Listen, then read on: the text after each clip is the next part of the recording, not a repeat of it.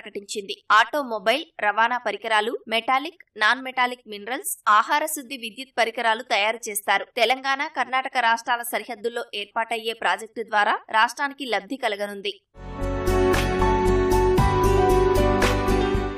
సంగారెడ్డి జిల్లాలోని న్యాలకల్, జరాసంగం మండలాల్లోని 17 గ్రామాల్లో జహీరాబాద్ పారిశ్రామిక నగరం నిర్మాణం జరగనుంది. 2 దశల్లో దాదాపు 12,000 ఎకరాల్లో ప్రాజెక్టు విస్తరించనుంది. 3,245 ఎకరాల్లో మొదటి దశ పనులు ప్రారంభం కానున్నట్లు కేంద్రం ప్రకటించింది. హైదరాబాద్ ఔటర్ రింగ్ రోడ్డుకు 65 కిలోమీటర్లు, ప్రతిపాదిత రీజనల్ రింగ్ రోడ్డుకు 10 కిలోమీటర్ల దూరంలో ఈ ప్రాజెక్టు నిర్మాణం జరగనుంది. జహీరాబాద్ కు మహర్దశ రానుందని స్థానికులు ఆనందం వ్యక్తం చేస్తున్నారు. ఇండస్ట్రియల్ స్మార్ట్ సిటీస్ లో భాగంగా ఏదైతే 12 ప్రాజెక్టులు ప్రకటించారో అందులో జహీరాబాద్ ఉండడం అనేది ఎంతో సంతోషదాయకం.